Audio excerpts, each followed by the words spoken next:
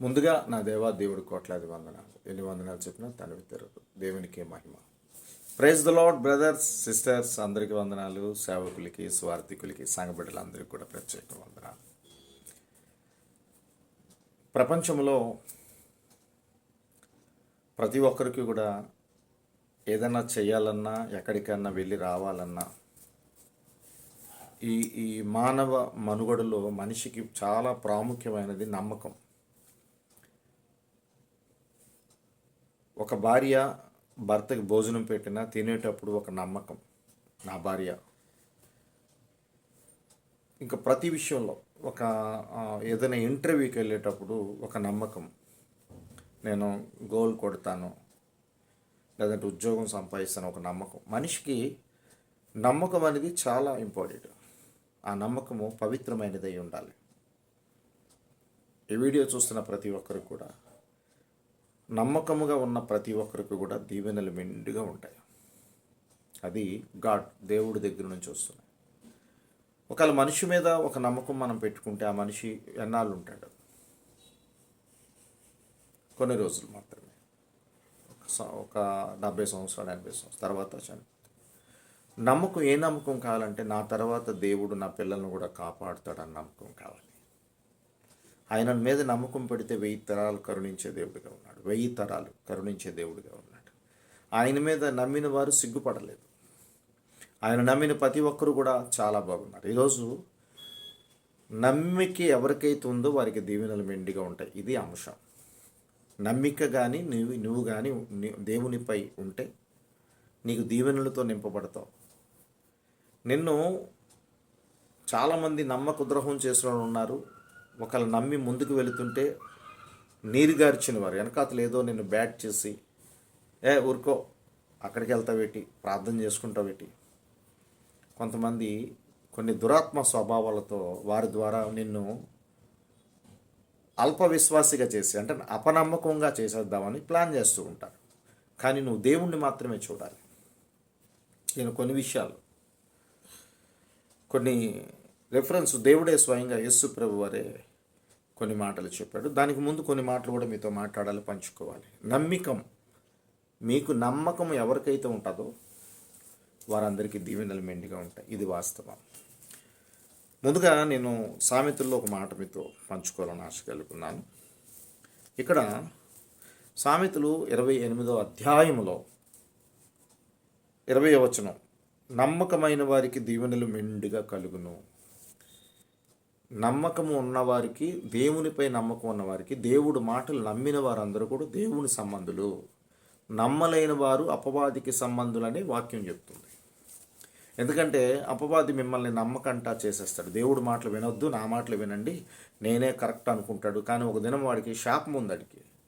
ఎందుకంటే వాడు నశించిపోతాడు. ఎప్పటికైనా వాడికి అగ్నిగుండం ఉంది. అది మీరు చదువుకోండి, ఈ బైబిల్ గ్రంథంలో చదువుకోండి. మత్తయి సువార్త 25వ అధ్యాయం 41లో వాడికి ఒక అగ్నిగుండం ఉంది. వాడు ఈ లోకంలో అందరితో అబద్ధమాడిన ప్రతి ఒక్కరికి కూడా జనకుడు అయిపోతున్నాడు. ఎందుకంటే వాడికి శాపం ఉంది కనుక వాడు ఈ అబద్ధమాడిన ప్రతి ఒక్కరికి తండ్రి అయిపోయి వాడితో పాటు నశించిపోవాలని, అగ్నిగుండంలో పడిపోవాలని వాడి ప్లాన్. కానీ దేవుడు కొన్ని విషయాలు మీతో మాట్లాడుతున్నాడు, మనం విందాం. ఇక్కడ యోహాను సువార్తలో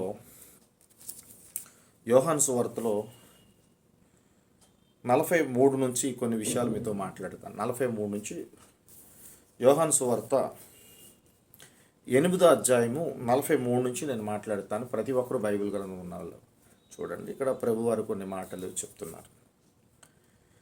మీరెలా నా మాటలు గ్రహింపకున్నారు? చాలామంది దేవుడి మాటలు గ్రహించలేక బాధలు పడిపోతున్నారు. ఎందుకంటే లోకంలో ఉన్నవాడితో స్నేహం చేసి వాడు చెప్పేది నిజం అనుకొని భ్రమలో బ్రతికి లాస్ట్కి పతనం అయిపోతున్నారు, బాధలు పడిపోతున్నారు. అయితే చూడండి, మీరెలా నా మాటలు గ్రహింపకున్నారు? మీరు నా బోధ ఉండుట వలనే కదా. అంటే దేవుడు మాటలు వినలేకే చాలామంది బాధలు పడిపోతున్నారు. తర్వాత 44 వచనం, మీరు మీ తండ్రి యగు అపవాది సంబంధులు. దేవుడు మాటలు ఎవరైతే వినటం లేదో వారు అపవాదికి సంబంధించిన వారికి మాత్రమే దేవుడి మీద నమ్మకం ఉండదు. వాడి మీద నమ్మకం ఉంటుంది. వాడేదో ఉద్ధరించేస్తాడు మా కుటుంబాలని అనుకుంటున్నారు చాలామంది. కానీ వాడు నట్టేట ముంచేస్తాడని, ఒక దినం నరకానికి తీసుకువెళ్తాడని ప్రజలకు తెలియదు. చూడండి 44, మీరు మీ తండ్రి యగు అపవాది సంబంధులు, మీ తండ్రి దురాలోచనలు నెరవేర్చగోరుచున్నారు. అంటే వాడు ఏం చెప్తే అదే చేస్తారంట. కొంతమంది ఉన్నారు మతోన్మాదులు, దేవుడు సువార్త నడుపుతూ ఉంటారు. వాడు చెప్తున్నాడు వీళ్ళని అడ్డంటరా, వీళ్ళు సత్యం చెప్పేస్తున్నారు, మీరు వెళ్ళి ఆ సత్యాన్ని అబద్ధం చేసి అడ్డేయంట్రా అని కొంతమంది అపవాది వారిలో దూరిపోయి వారికి తండ్రి అయిపోయి వారిని కుమారుల వాడుకొని దేవుని మీద తిరుగుబాటు తీసుకొస్తున్నారు. చూడండి ఇక్కడ, మీ తండ్రి దురాశలు నెరవేర్చుకోరుచున్నారు. ఆది నుండి వాడు నరహంతుకుడై ఉండి సత్యమందు నిలిచినవాడు కాడు. అంటే ఇప్పుడు వాడికి అబద్ధం అంటే ఇష్టం. చూడండి అలాగా, వాని యందు సత్యమే లేదు. చూసారా, ఈ లోకంలో మొదటి యోహాను పత్రిక 4:4లో లోకంలో ఉన్నవాడి కన్నా నీలో ఉన్నవాడు గొప్పవాడు. లోకంలో ఉన్నవాడిలో సత్యం లేదు, నీలో ఉన్నవాడు సత్యవంతుడు. అది నువ్వు గమనించు. గుడి గోడల్లో లేడు, గుండె గుడిలో ఉన్న దేవుడు గొప్పవాడిని కానీ నువ్వు తెలుసుకుంటే సత్యమైన మార్గంలో నిన్ను నడిపిస్తాడు.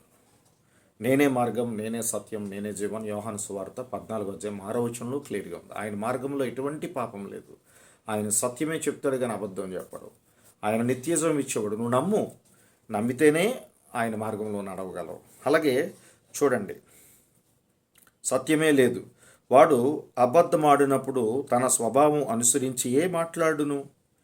వాడు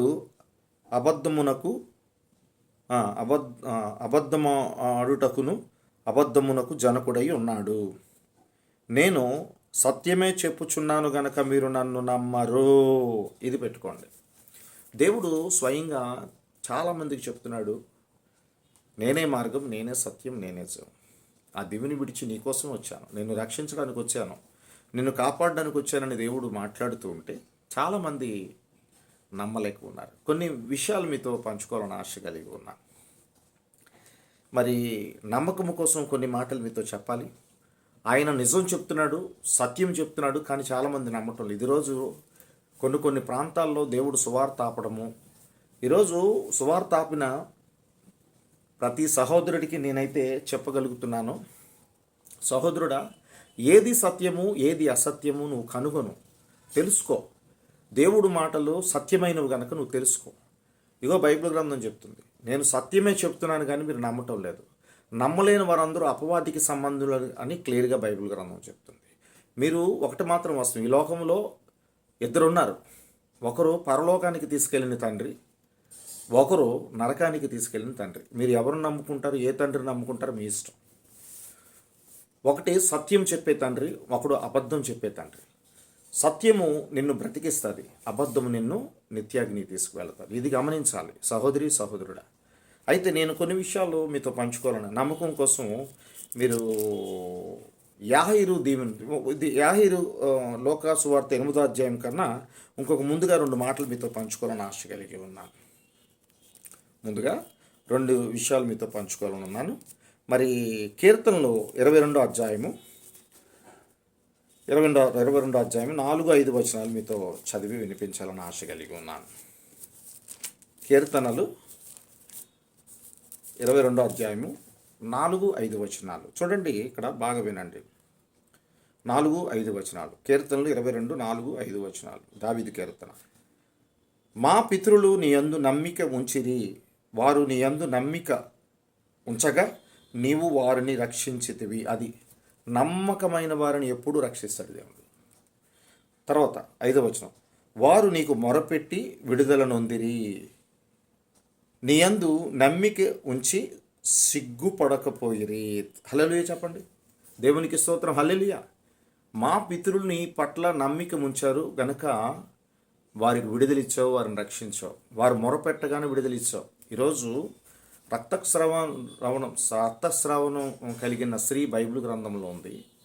ఆమెకి ఎంతోమంది యేసు ప్రభు అమ్మ గొప్ప దేవుడు అని చెప్తే ఆమె వెళ్ళలేదు, నమ్మలేదు. నమ్మకపోగా ఆమె కొన్ని విషయాల్లో మరి దూషించిందో తెలియదు కానీ 12 సంవత్సరాలు బాధపడింది. బైబిల్ గ్రంథంలో ఉంది, చదువుకోండి. 12 సంవత్సరాలు బాధపడింది.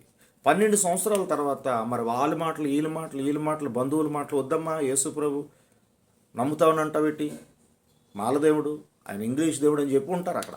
కానీ నమ్మలే. లాస్ట్కి ఆమె ఆస్తి కూడా అమ్ముకొని ఆ యొక్క రక్తస్రావణం కంటిన్యూ అయిపోతుంది, బ్లడ్ బీడింగ్ అయిపోతుంది. కానీ ఏ వైద్యుడు కూడా ఆమెని సరిగ్గా ట్రీట్మెంట్ లేక తగ్గటం లేదు. డబ్బు అయిపోతుంది, తగ్గటం లేదు. ఆమె అనేక రకాల ఈ లోకంలో వెతుక్కుంటూ వెళ్ళింది. అక్కడికి వెళ్ళింది, అక్కడ ముక్కుబళ్ళు తీర్చుకుంది. ఆ డాక్టర్ దగ్గరికి వెళ్ళింది, పెద్ద డాక్టర్ దగ్గరికి, అనేక రకాలుగా తిరిగింది. కానీ డాక్టర్ల వల్ల అవ్వలేదు. ఏ భూమి మీద ఎవరిని నమ్ముకున్నా ఎవరి వల్ల కూడా అవ్వలేదు.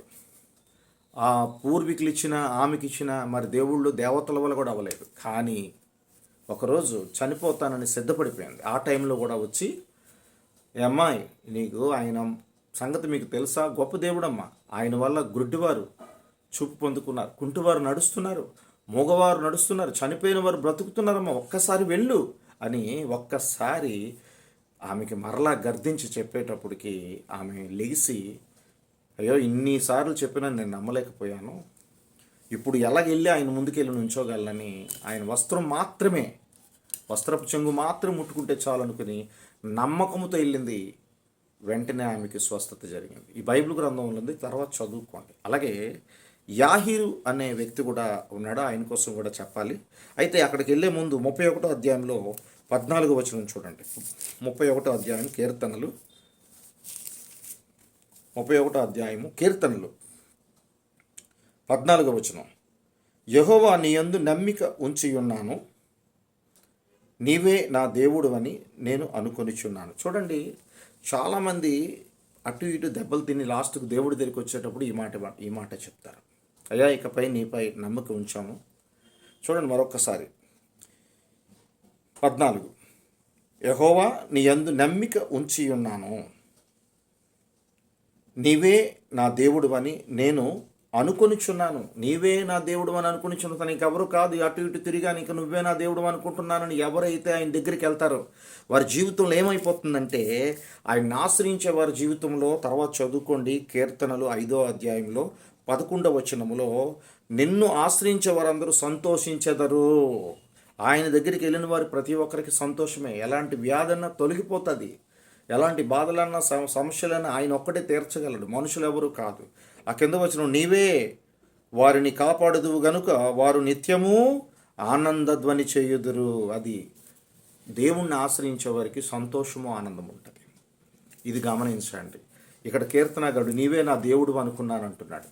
ఎవరైతే యేసు ప్రభు దగ్గరికి వస్తారో వారికే వారి బాధలు శ్రమలు కష్టాలు తొలగించేవాడు. మొట్టమొదటిగా నీవు ఎవరైనా వస్తే ఈ వీడియో చూస్తే నేను ఒకటి మాత్రం చెప్తున్నాను, యేసు ప్రభు ఏయో ఫలాలు ఇస్తాడని, ఆశీర్వాదం ఇచ్చేస్తాడని, నీ కూతురికి ఉద్యోగం ఇచ్చేస్తాడని, నీ కొడుకు ఉద్యోగం ఇస్తాడని, నీ కూతురికి కానీ నీ కొడుకు కానీ మంచి సంబంధాలు వచ్చేస్తాయని, లేకపోతే మంచి ఇల్లు కట్టించుకుంటాను కానీ నాకు ఆశీర్వాదాలు కావాలని రాక, వస్తే శ్రమలు వస్తాయి. ఫస్ట్ అలా రావద్దు. దేవుడి దగ్గరికి వచ్చిన వారికి ముందు శ్రమలు ఉంటాయి. ఎందుకంటే దేవుడి దగ్గరికి వచ్చిన ప్రతి ఒక్కరిని కూడా పరీక్ష పెడతారు కరెక్ట్గా. 12 సంవత్సరాలు ఆ ప్రాంతంలో యేసు ప్రభు తిరుగుతున్నాడు కానీ ఆమె రావటం లేదు. వస్తాదని తెలుసు దేవుడికి, కానీ ఆమెని పరీక్షలు గుంట నడిపించాడు. ఎక్కడెక్కడికో వెళ్ళు పర్వాలేదు వెళ్ళు, ఎక్కడ రుచి చూడలేదు. కానీ దేవుడి దగ్గరికి ఎల్లగా వెళ్ళింది. ఆమెను ఒక్కసారిగా పరీక్షించాడు. ఎలా పరీక్షించాడు? వస్త్రపు చెంగు ముట్టగానే ఆమెకు స్వస్థత ఇచ్చాడు దేవుడు. తర్వాత ఎవరు నన్ను ముట్టుకున్నారు ఆయనకు తెలీదా?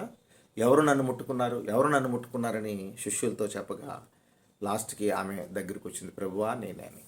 చూడండి, ఒకటి మాత్రం వాస్తవం, దేవుడికి నువ్వు వస్తావని తెలుసు, కానీ నీ బాధలు శ్రమలు ఉంటాయని తెలుసు. నువ్వు దేవుడి బిడ్డవైతే ఖచ్చితంగా నీ శ్రమలు వస్తాయి. కానీ గంట గడియ దేవుడి దగ్గరికి వస్తావు. దేవుడి దగ్గరికి వచ్చేకే నీకు స్వస్థత. నేను బైబిల్ గ్రంథంలో ఒక మాట చెప్పగలుగుతున్నాను, దేవుడి దగ్గరికి వచ్చిన ప్రతి ఒక్కరికి ముందుగా ఆశీర్వాదాలు అయితే రావు, కానీ శ్రమలు బాధలు ఇబ్బందులు నిందలు వస్తాయి. కానీ తర్వాత అన్నిటి నుంచి విడుదలిచ్చే దేవుడు యేసు ప్రభు. నేనైతే నమ్ముతాను. నా జీవితంలో అనేక రకాల నిందలు అవమానాలు వచ్చాయి. కానీ ఇక్కడ యాహీరు గారి కోసం కూడా నీకు ఒక మాట చెప్పాలని ఆశ కలిగి ఉన్నాను. దానికి ముందు సొలొమోను మహారాజు గారు ఒక మాట అన్నారు. ఈ ఎప్పుడైతే మనము ఈ యొక్క అబద్ధము అనే మాటకి గ్రహించండి, ఇది మనిషి చేసేది, ఇది అబద్ధం. ఈ కళ్ళజోడు అబద్ధం, ఇవన్నీ అబద్ధమే. మనుషులు చేసి ఏదైనా అబద్ధమే. మనుషులు చూపించేది ఏదైనా అబద్ధమే. నీలో ఉన్నవాడు గొప్పవాడు మాత్రమే సత్యము, ఆయనే సత్యము, ఆయనే నిజం.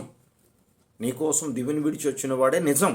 ఈ భూలోకంలో కొన్ని కల్పిత పాత్రలుగా చేసి మనుషులు తయారు చేసుకొని, ఇదిగో దేవుడు ఇక్కడ ఆరాధించండి అంటే ఎవ్వరూ నీ మాట వినరు. అబద్ధం, ఇది మాత్రం తెలుసుకోండి. సొలొమోను మహారాజు గారు సామెతలో ఒక మాట అన్నారు.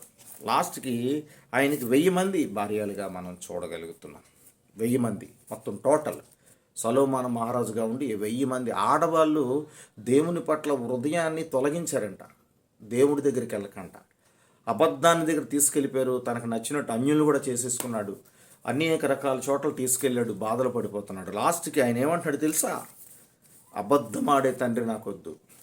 చూడండి ఏమంటున్నాడు. సామెతల్లో ఒక మాట ఉంది, వినండి. ఈ సామెతలో 30:8 చూడండి. వ్యర్థమైన వాటిని అబద్ధమునకు నాకు దూరముగా ఉంచు. వ్యర్థం, ఇది వ్యర్థం. మనుషులు చేసేది వ్యర్థం, అది అబద్ధం. ఇది తెలుసుకోండి. తెలుసుకున్నాక సొలొమోను మహారాజు రక్షించబడ్డాడు. నిజాన్ని వెంటాడేటప్పుడు ఆశీర్వదించబడ్డాడు. అబద్ధాన్ని వెంటాడుతూ మనుషులను చూసుకుంటూ పడిపోయి వారు చెప్పిన చోట్లకల్లా వెళ్ళిపోయి మనసు పాడు చేసుకున్నాడు, హృదయం పాడు చేసుకున్నాడు.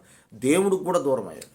లాస్ట్కి పశ్చాత్తాపం పడిన తర్వాత దేవుడు మరలా అతన్ని రక్షించుకున్నాడు, సొలొమోను మహారాజుని. అలాగే ఇక్కడ యాహీరు కోసం మీకు ఒక మాట చెప్తున్నాను, మీరు చదువుకోండి. యాహీరు కోసం మీరు మరి లోకాసు వార్త 8వ అధ్యాయము 40వ వచనం, 41వ వచనం, 42వ వచనం చదువుకోండి. 49 నుంచి 55 వచనాలు, చివరి వచనాలు కూడా చదువుకోండి. కానీ ఇక్కడ నేను ఒక మాట చెప్తున్నాను. లోకాసు వార్త 8వ అధ్యాయంలో 49 వచనం చదువుతున్నాను. ఆయన ఇంకనూ మాట్లాడుచుండగా యాహీరు దేవుడితో మాట్లాడుతున్నాడు. అయ్యా, ఈడిగల నా కుమార్తె చనిపోవడానికి సిద్ధంగా ఉంది ప్రభు, నువ్వు వచ్చి రక్షించు అంటున్నాడు. దేవుడితో మాట్లాడుతున్నాడు, దేవుణ్ణి మాత్రమే చూస్తున్నాడు, దేవుణ్ణి ఆశ్రయించాడు గనక. అక్కడ ఒకడు అంటున్నాడు చూడండి, దేవుడితో మాట్లాడుతుండగా వాడు వచ్చాడు వెనక నుంచి. వాడే అబద్ధం చెప్తాడు. చూడండి, ఆయన ఇంకనూ మాట్లాడుచుండగా సమాజ మందిరపు అధికారి ఇంటి నుండి ఒకడు వచ్చి, నీ కుమార్తె చనిపోయినది. ఏమన్నాడు? చనిపోయినది. బోధకుని శ్రమ పెట్టవద్దని అతనితో చెప్పాడు. చూడండి, యేసు వెంటనే యాహీరు కాస్త చూశాడు. యాహీరేమో దేవుడి కాస్త చూస్తున్నాడు. యాహీరునేమో వెనకాతల నుంచి ఒకడు వచ్చి, నీ కుమారు చచ్చిపోయింది, ఇంకా ఆయన్నేమో శ్రమ పెట్టక వచ్చేదా అంటున్నాడు. కానీ యేసు కాస్త చూస్తున్నాడు. యేసుని ఆశ్రయించాడు. యేసుని మాత్రమే ఆశ్రయించాడు యాహీరు. దేవుణ్ణి మాత్రమే చూస్తున్నాడు. ఈరోజు యేసు ప్రభువును ఎవరైతే ఆశ్రయిస్తారో వారి జీవితంలో సంతోషము, ఆనందం ఉంటుంది. దుఃఖం తొలగిపోతుంది. కన్నీరుని నాట్యముగా చేసే దేవుడు, మారాన్ని మధురముగా చేసే దేవుడు. ఈరోజు సిస్టర్ గారు మీరు బాధల్లో ఉన్నారేమో, బ్రదర్ మీరు కష్టాల్లో ఉన్నారేమో, ఎవ్వరు కూడా మీ యొక్క కష్టాలని తీయలేకపోతున్నారేమో, అనారోగ్యం పోవటం లేదేమో, దేవుణ్ణి ఆశ్రయించండి, దేవుణ్ణి తలుచుకోండి. నిన్ను స్వస్థపరిచే యెహోవా నేనే అని చెప్పిన దేవుడు, నీలోంచి ఆ రోగాన్ని తీసివేసేవాడిని నేనే అని చెప్పిన దేవుడు, నన్ను ఆశ్రయించు, నేనున్నాను, నేను కాపాడుకుంటానని చెప్పిన దేవుణ్ణి నువ్వు కానీ ఆశ్రయిస్తే నీ బాధలు కష్టాలు తొలగించేవాడు.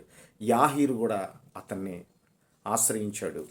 వెంటనే యేసు అంటున్నాడు 50వ వచనంలో, యేసు ఆ మాట విని భయపడొద్దు, నమ్మిక మాత్రము ఉంచు అన్నాడు. నమ్మిక మాత్రము ఉంచు అన్నాడు. లాస్ట్గా కుమార్తె చనిపోయింది అన్నాడు కదా వాడు వచ్చి.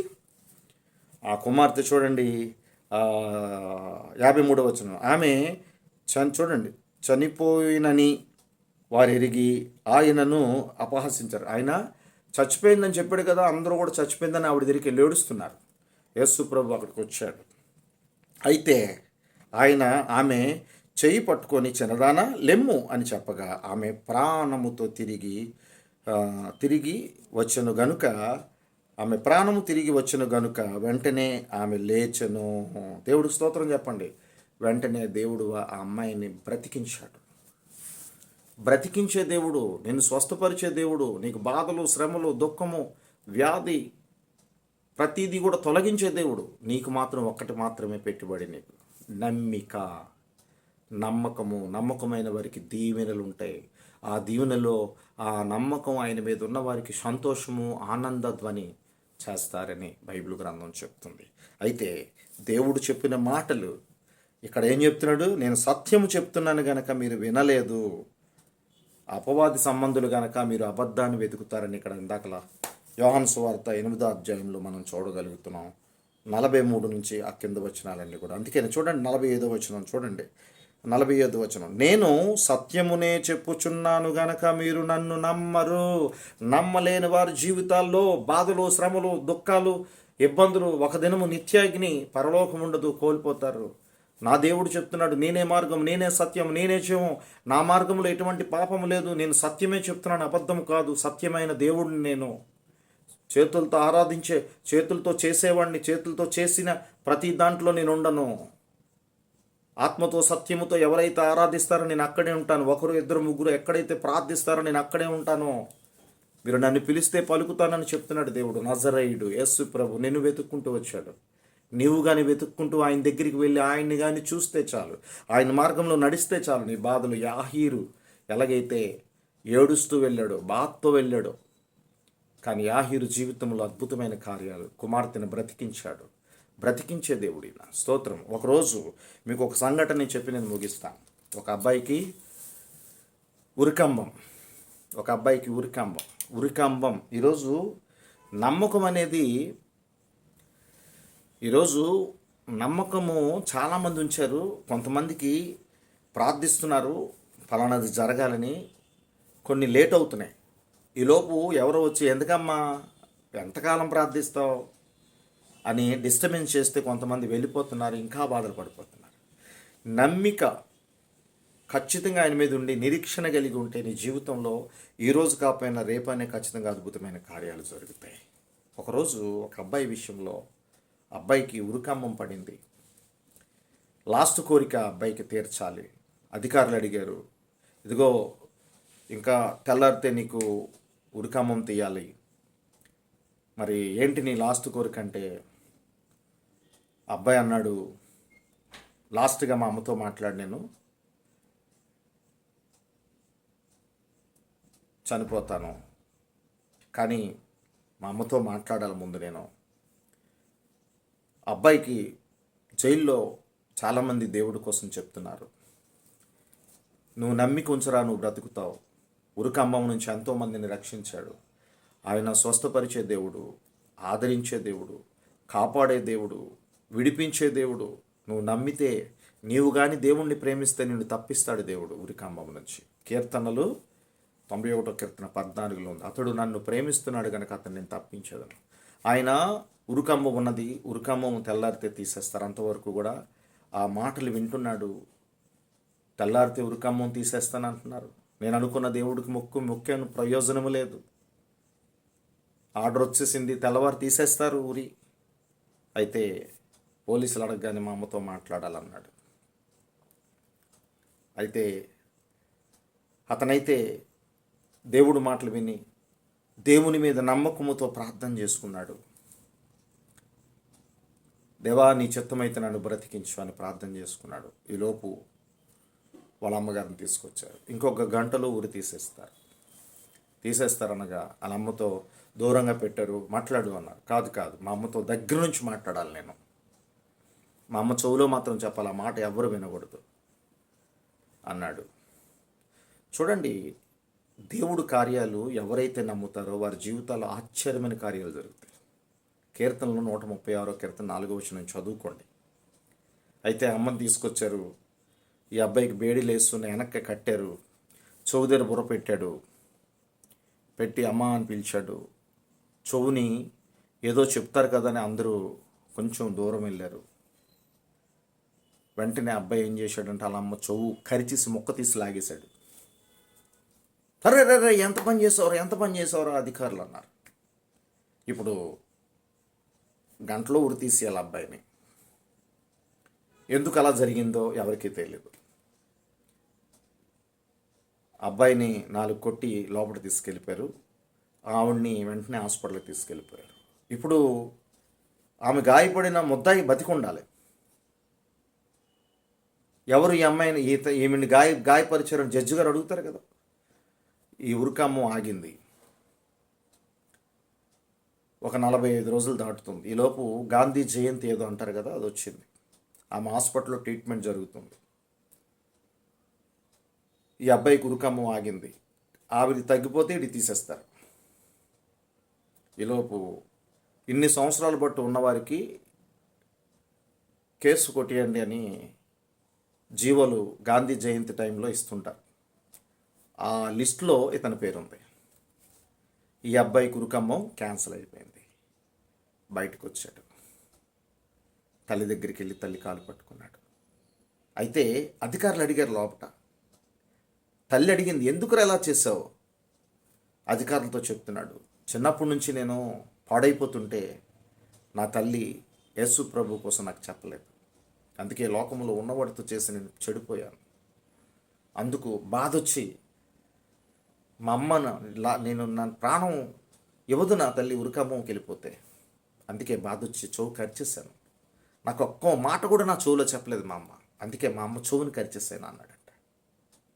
ఉరికమ్మో క్యాన్సిల్ అయిపోయింది. విడుదలైపోయాడు. బయటకు వచ్చాడు. వచ్చి తల్లి బంగారు పాదాలు పట్టుకొని, అమ్మ నన్ను క్షమించు, ఎందుకు నేను కరిచానో నాకైతే తెలియదు. నేను యేసు ప్రభువు నమ్ముకున్నానమ్మా. తల్లిని ప్రేమించమన్నాడు. అయితే నేను గాయపరిచాను, నన్ను క్షమించు. తల్లిని ప్రేమిస్తే దీర్ఘాయు ఉంటుందని నిర్గమకాండంలో 20:12 చెప్పాడమ్మా. అలాగని నమ్మిక ఉంచితే వారికి దీవెనలు మెండుగా ఉంటాయని చెప్పాడమ్మా.